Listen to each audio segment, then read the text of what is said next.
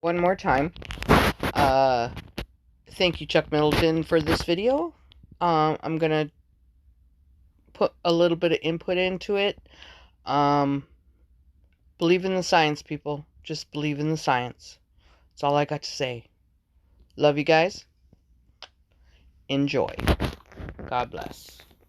Well, this morning we are learning about a shift in the Earth's inner core that sounds like the plot of a Hollywood blockbuster. Scientists say our planet's solid core, which is actually disconnected from the rest of the Earth's layers, may actually have stopped rotating and could even reverse course. This is a new study. It was published Monday in the journal Nature Geoscience, and its authors, who are based in Beijing, took a very close look at the seismic waves from earthquakes that have passed through our planet's core since the 1960s, and that is how they were able to calculate the speed at which the inner core is spinning. Are you confused? I am.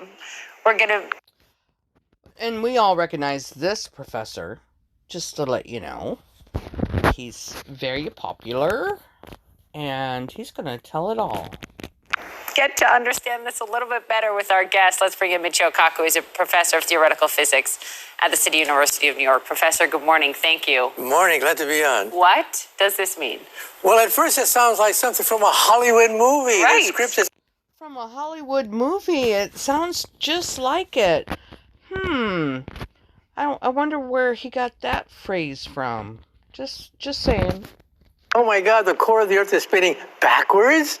I mean, this is worse than having a tsunami or an earthquake. The stability of... It's worse. It's so much worse, guys. You know, think about that. what you walk on is at stake. Now, this report comes not from Hollywood. It comes from reputable scientists at... It doesn't come from Hollywood. So, first, it's not a Hollywood movie. Now, it doesn't come from Hollywood. So, I'm a little confused here. Because to me, that would mean it really does. But that's just my thinking. Anyway. Beijing University that analyze echoes. When an earthquake takes place, shock waves go reverberating around the inside of the earth. And by analyzing these echoes with computers, you can recreate a model. That looks real, doesn't it? Oh no, it looks CGI to me, but it's probably real to other people, but that's CGI, I'm going to say. Of the inside of the earth. And sure enough, the core seems to be about to spin backwards. Okay, Backwards. but I read that this happens every 70 Because we live in an upside down world and everything is backwards. Good point, Mr. Professor. years, so we don't need to be alarmed? That's right. The bad news is that we know very little about the core of the earth, very little about what's underneath our feet. The good news is probably there's nothing to worry about. He's laughing. I mean, is that a mocking? I feel like it's kind of like a mocking to me. Because he's laughing the whole time.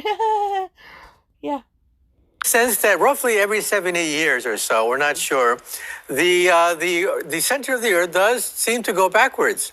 If this is the core, this is the crust of the earth that we live on. Yes. This is the core of the earth. The core could move independently of the crust. That's the key. So the part we're on never moves in reverse. Yeah, so the core of the earth sits... The part we're on. Would that be flat? Because I don't think we're spinning. Do you? I'm not dizzy. Are you? But that would be the part we're on. in a pool of like molasses. And it's able to spin independently of the crust of the earth. So, in other words, don't lose any sleep over this. Probably it's a natural cycle. It takes place probably once every 70 years or so. But we need more data because this is new territory for us. Yeah, why do we need to know? I mean, they spent a lot of time, they studied earthquakes back to the 60s. Why is it important to know more about this? What are the implications? The implications are potentially enormous because think of continental drift. Sure. Why are the continents moving away from each other? What is driving Because you say they are?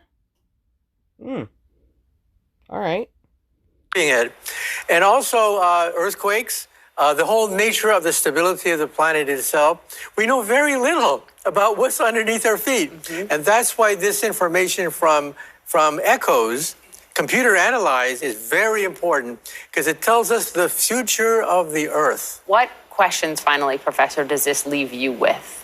Well, it leaves me with the frustration that it's under our feet. It's just you can almost touch it, but it is thousands of miles distant, and we really don't know that much about our home. We know more about other planets than we do about the center of the Earth. That's so interesting. Like Mars, for example, is probably frozen over, not much earthquake activity at all. Okay. Mars does not have much earthquake activity at all. Of course it doesn't, because it's not Earth. Would it be Marsquake? Or would it be earthquake on Mars? That would be the question.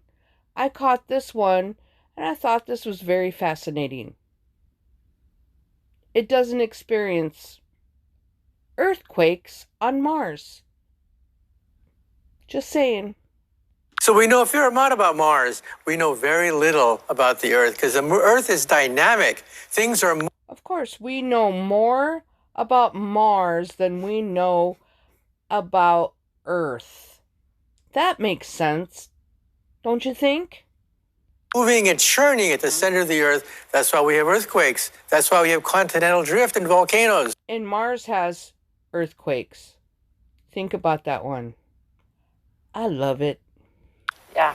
Volcanoes, my son's favorite thing. He likes Those aren't real either. Just saying.